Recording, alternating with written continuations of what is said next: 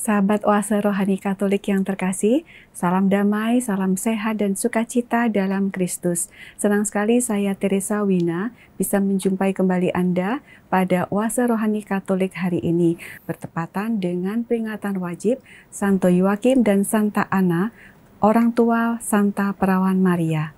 Bersama-sama kita akan membaca firman Tuhan, mencari pesan-pesan cinta Yesus dengan dibimbing oleh Romo-Romo yang berkarya di Keuskupan Agung Jakarta. Dan kali ini kita akan dibimbing oleh Romo Antonius Yuni Wimarto, CM. Romo Yuni, terima kasih sudah hadir, Romo. Terima kasih juga, senang sekali ketemu. Ya, Romo. Baik ya. Baik, mari kita awali perjumpaan kita dengan doa pembuka yang akan dipimpin oleh Romo Yuni. Silakan, Romo. Ya. Para pecinta Oase Rohani Katolik, mari kita sebelum membaca firman Tuhan, kita mengarahkan hati untuk berdoa. Dalam nama Bapa dan Putra dan Roh Kudus. Amin. Ya Allah Tritunggal yang Maha Kudus, kami memuji dan memuliakan nama-Mu dan bersyukur kepadamu karena hari ini kami boleh hidup lagi pada hari yang indah ini. Engkau juga menggembirakan gerejamu dengan perayaan Santo Yoakim dan Santa Ana, orang tua Santa Perawan Maria. Hadirlah dan tinggallah bersama kami dalam perayaan Sabda dan permenungan bersama pada hari ini. Semoga kami semakin dekat dan menyatu dengan Yesus Kristus Putra-Mu, yang hidup dan beraja dalam persekutuan Roh Kudus, kini dan sepanjang segala masa. Amin. Ya, pada Putra Kudus. Amin. Terima kasih, Romo. Terima kasih. Antifon pembuka. Marilah kita menghormati Santo Yoakim dan Santa Ana pada peringatan kelahiran mereka. Mereka telah menerima berkat dari Allah bagi segala bangsa.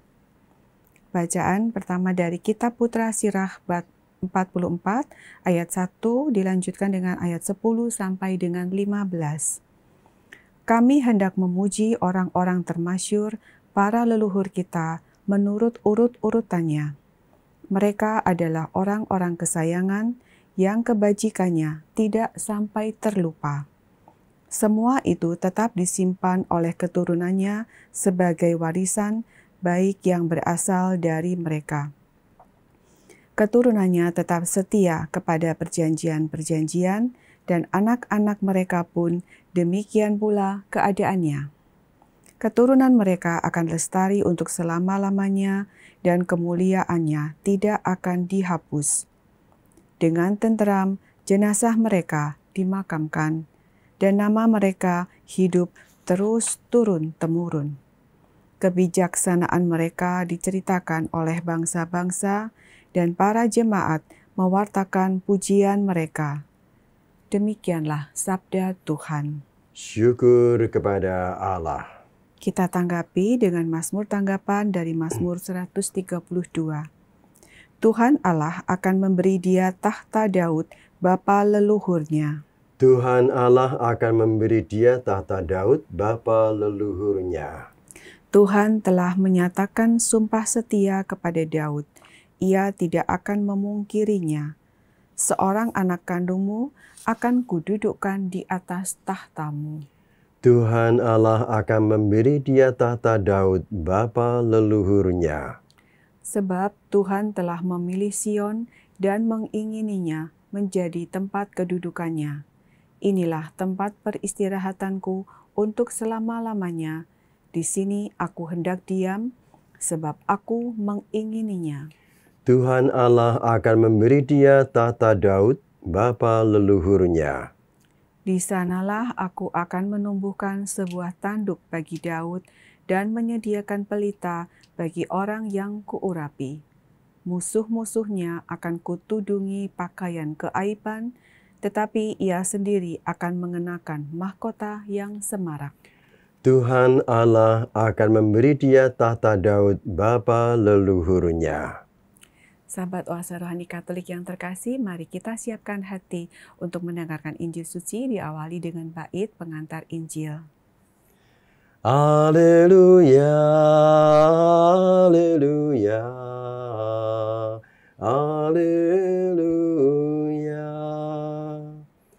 haleluya, haleluya, haleluya.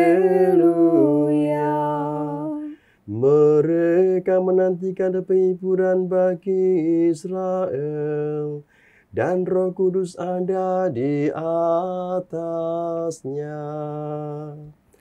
Haleluya, haleluya, haleluya.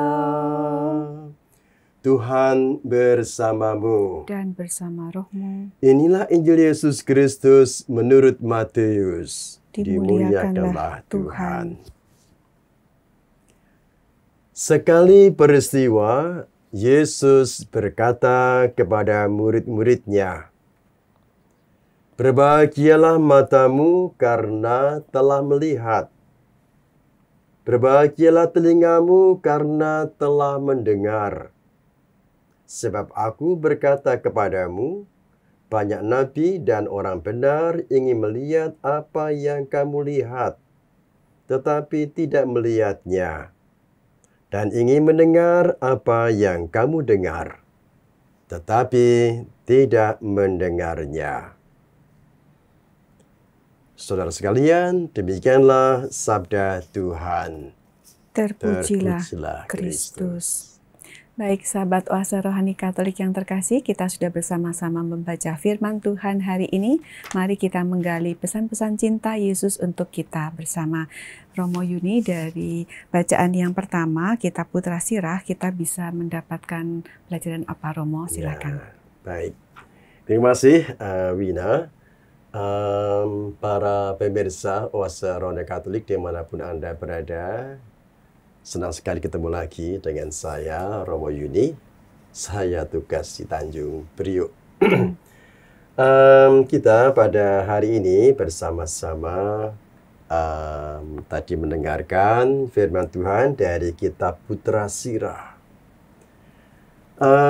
Kitab ini adalah sebuah kitab yang mengajarkan kepada kita semua akan hukum dan ketetapan yang membimbing umat manusia menjadi lebih manusiawi.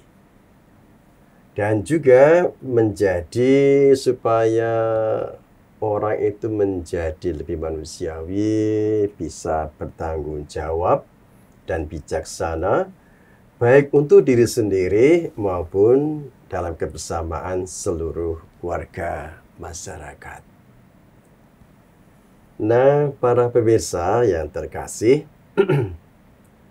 kita semua masing-masing mempunyai orang tua, mempunyai kakek nenek, mempunyai leluhur ya, Vina.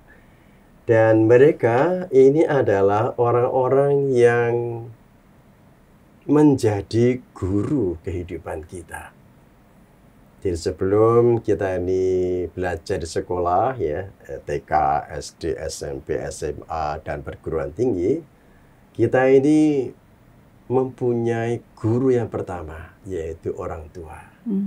Ayah, ibu, papa, mama, kakek, nenek, dan leluhurnya. Dan leluhur yang memang mereka itu meninggalkan suatu pesan-pesan yang selalu diingat-ingat ya, Wina ya, dikenang, diceritakan, lalu bahkan juga diabadikan.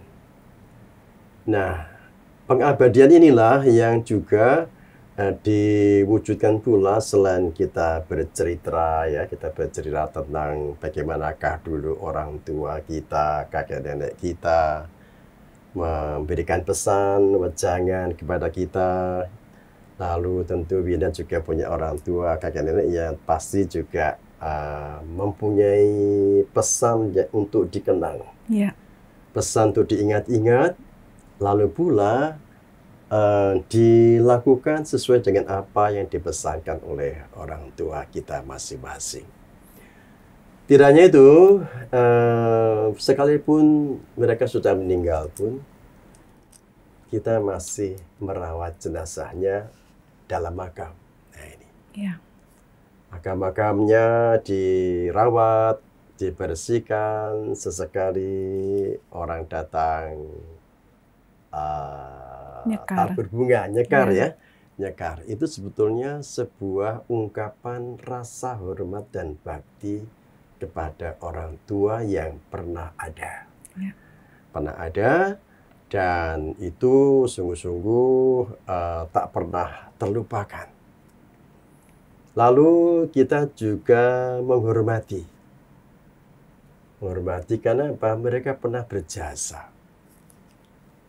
Sekecil apapun ya, tapi jasa mereka ini luar biasa. Ya. Bahkan pula kata-katanya pun juga ditulis sebagai ayat emas gitu ya. Dan juga mungkin juga yang punya bakat melukis, selalu melukis sendiri wajah mama, wajah papa, ini papa mamaku, nah ini. Sebagai kenang-kenangan. Kenang-kenangan ya.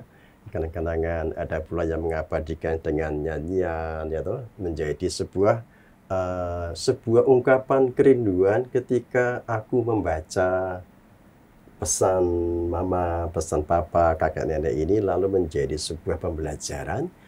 Dan tidak terasa kita ini dibentuk. Dibentuk oleh apa pesan dari orang tua kita, kakek nenek kita.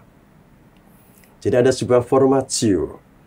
Nah, demikian pula sabda Allah yang kita dengar hari ini pun juga sebetulnya merupakan ungkapan di mana kita semua itu dibina, dibentuknya lewat nasihat, lewat cerita, lewat upaya mengabadikan nama, merawat makam, ya. Kita menghormati karena beliau pernah ada, dan pula kita lalu berupaya untuk bisa menjadi dewasa dalam iman, dewasa dalam kepribadian, dewasa dalam bermasyarakat, dewasa dalam hidup menggereja. Nah, inilah Wina yang ingin saya katakan bahwa ungkapan inilah sebuah ungkapan di mana kita ini mau mengalami sabda Allah ini, ibaratnya seperti kita mengenang kembali leluhur kita. Allah itu berbicara kepada kita lewat orang-orang ini. Lewat orang tua, guru-guru kita, mungkin tetangga kita, teman kita, sahabat kita, tapi jangan lupa pula lewat para leluhur yang telah berjasa untuk kita. Begitu.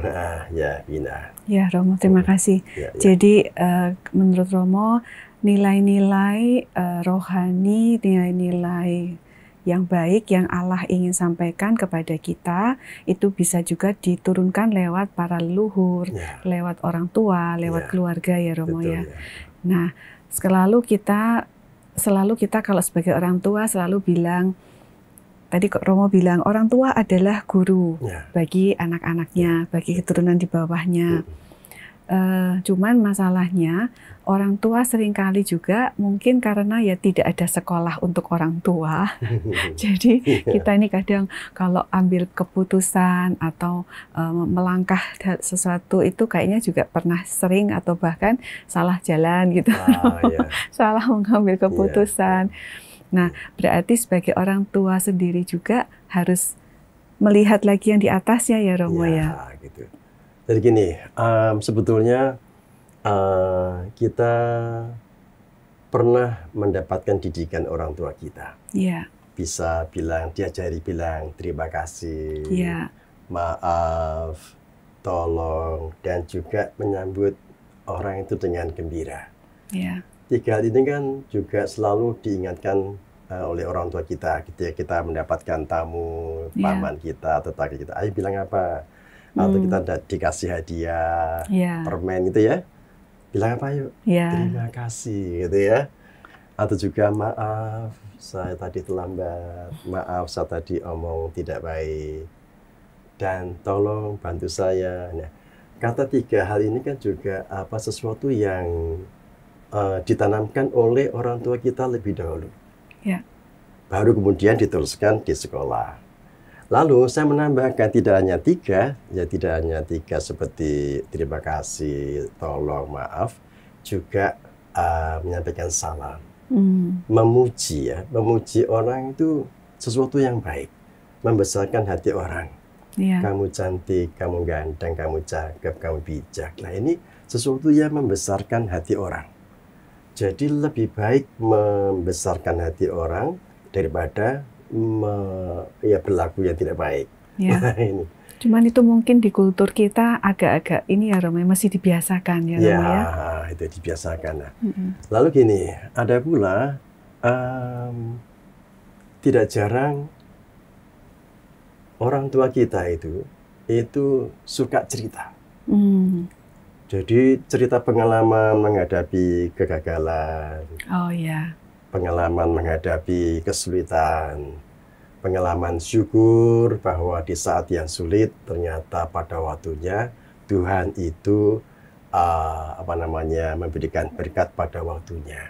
Ya. Nah, cerita ini melekat daripada prinsip-prinsip. Terlalu gini, misalkan maaf ya, ini sesuatu yang real saja. Ya. Contoh, kita ini mungkin tidak hafal 10 perintah Allah. Ya.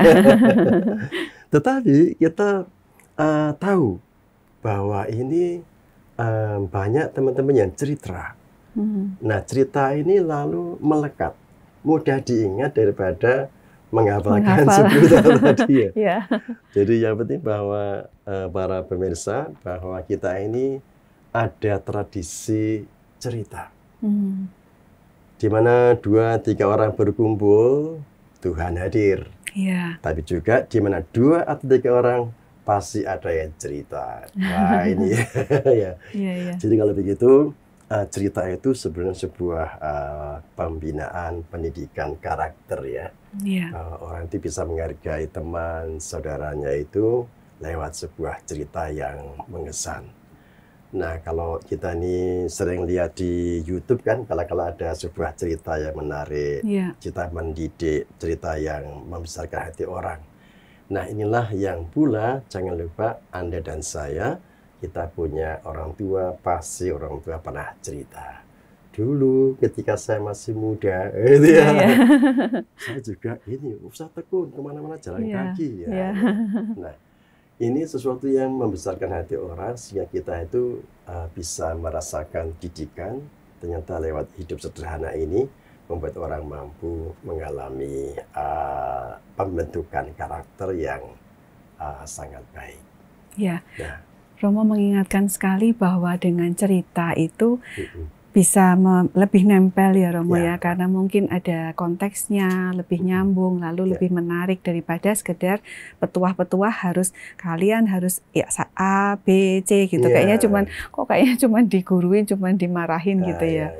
Berarti Romo, kalau dulu kan kita seringkali masih ada budaya mendongeng, pakai buku, anak sebelum tidur ceritain ini macam-macam cerita. Berarti itu sebaiknya dihidupkan kembali kalau memang saat ini kan mungkin loh ya Romo, budaya baca buku, punya buku di rumah, buku cerita itu mungkin agak-agak berkurang sepertinya. Iya, betul ya. Kalau pengalaman Romo di umat bagaimana Romo? Ya, jadi memang gini, pengalaman saya itu memang cerita itu lebih mengesan daripada harus ini, harus itu, harus ke gereja, gitu ya. Harus doa. Tapi kalau dengan cerita itu, lalu orang merasa terbentuk itu. Baik pula kalau keluarga-keluarga juga membiasakan itu untuk kumpul bareng ya, mendengarkan cerita. HP semua disingkirkan. Anak pertama cerita di sekolah.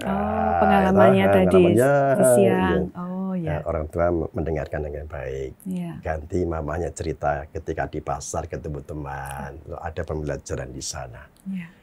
Ya, jadi intinya bahwa sebetulnya firman Tuhan itu datang juga tidak hanya lewat membaca kitab suci, tapi juga lewat cerita dari para pendahulu kita, orang tua, kakek nenek kita. Ya, terima Gitu kasih ya. Romo. Jadi tadi kan kalau di bacaan yang ini kan seolah-olah kita itu sebagai orang tua ingin seperti ini ya Romo ya, diingat sampai turunan keberapa gitu. Ya, betul. Jadi Romo tadi memberikan mungkin tips sederhana bahwa melalui cerita kita bisa menyampaikan pesan-pesan moral dan kemudian dikenang oleh bahwa keturunan kita ya Romo ya. Oke, baik itu ya. Ya, baik. Terima kasih. Sahabat Oase Rohani Katolik, kita endapkan dulu tadi yang sudah disarankan oleh Romo, tips sederhana untuk kita berbagi pengalaman sehari-hari dengan keluarga kita sebagai untuk meningkatkan, untuk menyampaikan pesan-pesan moral. Kita akan sambung lagi pembahasan kita di sesi yang kedua.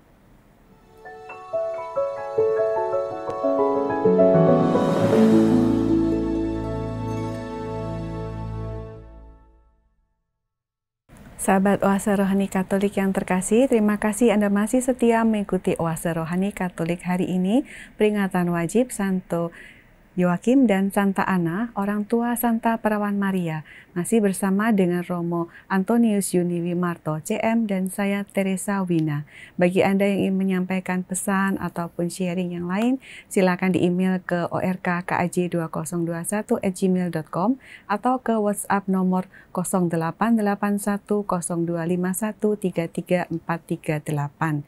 Mari kita lanjutkan pembahasan kita dengan bacaan Injil Romo. Silakan ada pesan apa Romo dari terima ini? kasih. Kembali para pemirsa Oase Rohani Katolik dimanapun Anda berada. Di bagian kedua ini saya ingin menggarisbawahi bahwa hari ini kan gereja merayakan Santo Yoakim dan Santa Ana, orang tua Bunda Maria. Ini. Dan kita tahu bahwa cerita ini kan dulu Yoakim dan Santa Ana kan untuk mendapatkan anak itu kan cukup lama. Lalu Santa Ana ini ke bait suci lalu berdoa, mohon keturunan, mohon anak, nanti kalau punya anak akan dipersembahkan kepada Tuhan. Nah, tentu dan saya yakin Yoakim dan Santa Ana juga bercerita kepada Maria anaknya ini. Nah, lalu kan Maria kan juga pasti juga menemukan sesuatu yang berharga, bernilai, dan dia lalu juga patuh kepada Tuhan lewat orang tuanya. Lalu juga rajin beribadah, rajin ke bait suci. Nah, setelah tak terduga ternyata Maria itu dipilih oleh Allah untuk menjadi Ibu Tuhan Yesus. Nah, ini semua kan tentu merupakan produk dari didikan Yoakim dan Santa Ana. Sehingga akhirnya Allah itu berkenan pada Maria ini karena memang dalam diri Maria inilah Allah memilih Maria. Nah, bacaan Injil ini sebetulnya kelanjutan dari perumpamaan tentang seorang penabur. Yesus itu juga menggunakan cerita. Cerita tentang seorang penabur. Penabur ya, yang menaburkan benih ya di ladang atau di tanah, sebuah tanah. Nah, memang ini kan bagian dari bagian dari bab 13 ini hanya diambil ayat 16 dan 17. Sebelum Yesus mengajarkan tentang perumpamaan tentang penabur, di mana seorang penabur itu membawa benihnya ke ladang. Ada yang tumbuh di pinggir jalan, lalu dimakan burung, lenyap, hilang. Ada pula yang di tanah berbatu, lalu tumbuh tetapi tidak berakar ya karena matahari tidak dirawat, lalu akhirnya lenyap. Ada pula yang jatuh di semak berduri. Itu tumbuh, kemudian dihimpit oleh aneka macam lilitan ya, semak-semak, lalu akhirnya mati pula. Tapi ada pula yang jatuh di tanah yang baik, ditaburkan di tanah yang baik. Lalu tumbuh, berkembang, berbuah, ya. Ada yang 100 kali lipat, 60 kali lipat, 30 kali lipat, bahkan berlipat-lipat. Ya. Nah, pertanyaannya ialah, loh, kenapa kok begitu? Barangkali dulu memang orang petani-petani Palestina kala itu belum ada alat untuk membawa benih yang dengan aman, ya, lalu ada yang jatuh di jalan, lalu dimakan burung-burung, di tanah berbatu-batu, semak-semak, dan ada jatuh pula di lahan yang baik, sehingga ada yang tumbuh dan berbuah. Ini mau mengatakan kepada kita semua bahwa benih itu adalah sabda Allah, tanah itu adalah ya kita semua. Bagaimanakah kita sebagai lahan ini sebetulnya termasuk lahan yang mana? Atau yang dibicarakan tadi, menjadikan firman itu lewat, ya udah hilang. Ada di tanah yang berkerikil, berbatu-batu, tumbuh, lalu lenyap. Ya. Ada pula ada tanah yang ada tapi terhimpit oleh semak-semak. Nah, ini bisa tumbuh tapi terhimpit oleh kecemasan, kekhawatiran, lalu akhirnya juga layu dan tidak sempat berbuah. Nah, ada lahan di mana kita ini termasuk lahan yang mana? Lahan yang baik, yang subur, itu bisa membuat tanaman ini, biji ini tumbuh, berkembang, berbuah, dan hasilnya banyak sekali. Maka Yesus kemudian memberikan sebuah semacam penyimpulan.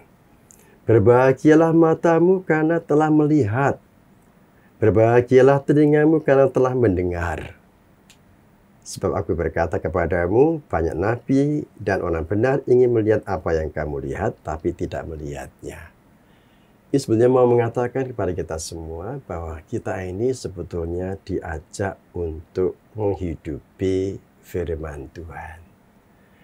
Firman Tuhan itu bisa kita dengarkan pada waktu kita merayakan perayaan Sabda, menghadiri Misa Kudus, ya. Bacaan Sabda Tuhan dibacakan, tapi ternyata lewat. Apa tadi isinya tadi? Sebentar udah lewat. Udah lewat, lupa. Nah, maka dari itu, Yesus itu menggunakan sebuah cerita. Cerita lalu diingatkan, lalu dicatat oleh Matius. Tadi saya katakan cerita itu melekat. Prinsip atau hukum seringkali hilang, lenyap. Tapi dengan cerita itu lalu diabadikan oleh Matius, kita bisa menikmati pengajaran Yesus lewat cerita itu. Kedua ialah bahwa Anda dan saya, kita semua ini sebetulnya diajak pula untuk menghidupi sabda Tuhan dengan cara membatinkan atau mendarah dagingkan firman Tuhan. Konkretnya seperti apa, Romo? Konkretnya begini, firman Tuhan itu kan bisa diringkas, ya, seperti misalkan hukum cinta kasih gitu, ya.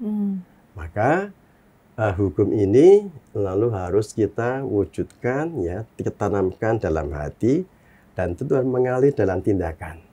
Tidak cukup hanya aku mengasihimu tapi nggak pernah berbuat apa-apa. Aku mengasihimu tapi nggak pernah memaafkan. Aku mengasihimu kami nggak pernah memberi bantuan dan sebagainya. Lalu ini namanya omong kosong. Jadi maksudnya mewujudkan dalam tindakan nyata, gitu, Romo. Jadi menginternalisasi atau membatinkan sabda Tuhan itu betul-betul masuk dalam lubuk hati kita, lalu mengalir dalam tindakan. Nah, ini.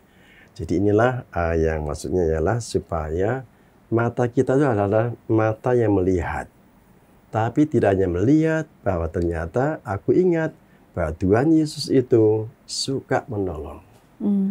Tuhan Yesus itu begitu melihat orang buta, hatinya tergerak oleh belas kasihan, lalu menolong dia bisa melihat. Yang bisu tuli ditolongnya, ya, disentuhnya, lalu bisa berbicara. Bahkan yang mati dibangkitkan. Nah, ini.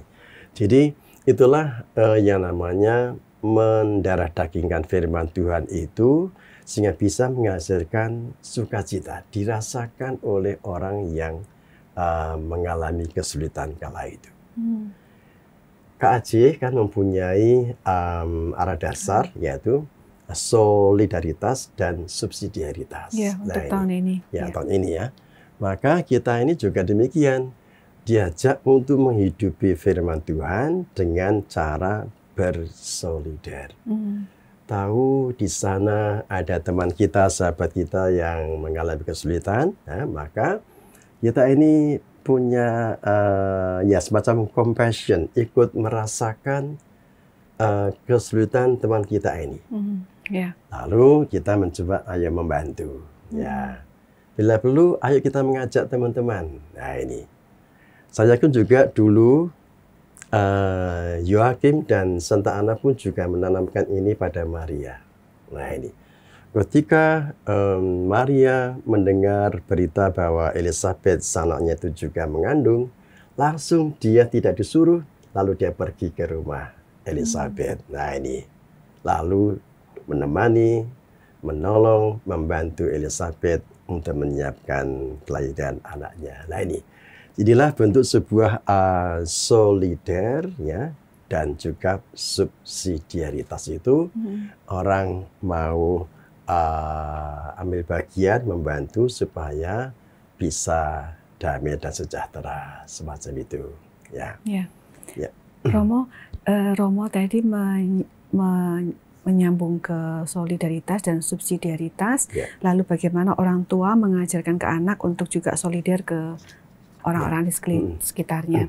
Saya mau boleh tolong tarik ke antara orang tua dan anak. Seringkali kan hubungan orang tua dan anak ini, karena kita mau kembali seperti supaya kita juga bisa dikenang oleh anak-anak kita, keturunan kita. Bagaimana solidaritas ini diwujudkan dalam keseharian, tetapi kemudian tidak bertentangan dengan ajaran untuk kemandirian anak.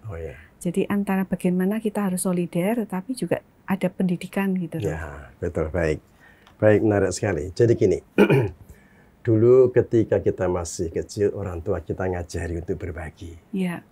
Jadi misalkan kita ke sekolah, kita dibawain uang saku atau makanan.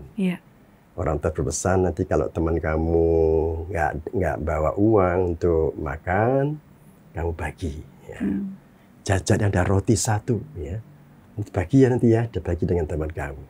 Jadi orang tua kita ngajari untuk berbagi. Jadi untuk punya hati terhadap teman yang mungkin nggak bawa bekal. Jadi kita tidak lalu merasa sombong, tapi malah sebaliknya harus bisa berbagi. Juga ngajari untuk bilang terima kasih, ngajari untuk bisa minta maaf manakala tidak bisa bantu, ya, dengan cara seperti itu. Kalau dalam keluarga, Romo, jadi maksudnya supaya kita tetap ingin anak mandiri, tetapi juga punya solidaritas dengan keseharian. Apakah kita boleh, kalau anak tidak bisa A, lalu kita bantu solidar, tapi itu menjadi tidak mandiri kah gitu nantinya? Jadi gini, memang gini, kita tidak mengambil alih, ya. Tadi kita membantu. Ke situ apa sih sulitnya? Oh, punya kesulitan ini, ayo dibantu. Nah ini, jadi solidar dan subsidiaritas ini lalu tidak mengambil alih, ya, tidak mengambil alih teman, ya, tapi kita membantu, memberi sehingga saudara kita, teman kita ini bisa mandiri. Nah inilah arah dasar inilah yang saya kira baik pula untuk kita buat pula dalam rangka ini. Gitu. Baik, terima kasih Romo. Sebelum kita menutup, bolehkah Romo memberikan benang merah dari bacaan pertama dan Injil? Ya, baik para pemirsa sekalian, kalau boleh saya katakan, pertama ya bacaan pertama dan kedua ini nyambung ya. Apalagi ini kita merayakan pesta peringatan Santo Yoakim dan Santa Ana. Mereka adalah orang tua dari Bunda Maria. Mereka menanamkan nilai-nilai yang baik, ya, yang dapat diingat-ingat oleh anak-anaknya. Anda dan saya juga punya orang tua adalah guru kita, maka orang tua adalah juga wakil dari Tuhan yang hadir dalam keluarga kita. Kedua ialah bahwa Anda dan saya dianugerahi Tuhan hati untuk mengerti, hati untuk bisa berbelas kasih, hati untuk bisa bersolidar dan bersubsidiaritas dengan yang lain. Maka semoga peringatan Santo Yoakim dan Santa Ana ini juga menyemangati kita semua dan juga ingat akan keluarga, orang tua kita dan pendahulu kita yang telah berjasa untuk kita. Kita hormati, kita abadikan pesan-pesannya yang sangat menarik. Berharap moga-moga para pemirsa juga ingat kira-kira kata-kata apa yang melekat dalam diri kita masing-masing. Nah, ini banyak sekali yang dapat kita ingat dari pesan-pesan orang tua yang adalah wakil Tuhan. Demikian, Wina, terima kasih. Terima kasih Romo sudah diingatkan untuk mengingat-ingat apa pesan orang tua. Untuk nanti kita teruskan lagi ke anak-anak dan cucu. Baik, sahabat Oase Rohani Katolik yang terkasih, mari kita tutup perjumpaan hari ini dengan doa penutup dan berkat dari Romo. Silakan Romo. Baik, para pemirsa Oase Rohani Katolik, mari kita akhiri pertemuan kita pada hari ini dengan berdoa. Dan Bapa dan Putra dan Roh Kudus. Amin. Ya Allah Tritunggal yang Maha Kudus, kembali kami mengucap syukur. Kami telah berbincang-bincang bersama serta merenungkan sabda-Mu di hari ini. Semoga teladan suci Santo Yoakim dan Santa Ana dapat kami teruskan dalam kehidupan kami sehari-hari. Semoga kami pun mampu bersolidaritas dan bersubsidiaritas bersama dengan saudara-saudari kami dimanapun kami berada. Berkatilah pula para pencinta Oase Rohani Katolik dimanapun mereka berada. Juga teman-teman guru Oase Rohani Katolik yang membantu memungkinkan siaran ini dapat terselenggara dengan baik. Kami mohon berkati pula bagi rekan-rekan yang menyiapkan perjumpaan umat-Mu dengan Gembala Agung kami, Paus Fransiskus, yang akan hadir di Indonesia di bulan-bulan mendatang. Tuhan tambahkanlah iman kami demi Kristus Tuhan dan pengantara kami. Amin. Amin. Tuhan beserta kita dan sekarang dan selama-lamanya. Dengan renungan kitab suci bersama ini, kita semua diberkati oleh Tuhan Allah Maha Kuasa, Bapa dan Putra dan Roh Kudus. Amin. Amin. Terima kasih Romo. Semoga Tuhan memberkati semua tugas dan pelayanan Romo. Terima kasih ya, senang sekali ya. Baik ya. Terima kasih juga kepada segenap pimpinan, pengurus, dan tim teknis Oase Rohani Katolik yang telah mendukung hingga acara ini bisa berlangsung dengan lancar. Kepada semua sahabat Oase Rohani Katolik yang terkasih, semoga dengan apa yang tadi sudah dipaparkan oleh Romo Yuni, kita dimampukan untuk menjadi wakil Tuhan bagi anak-anak dan keluarga kita. Kita jumpa lagi di sesi yang mendatang. Salam sehat dan sukacita dalam Kristus.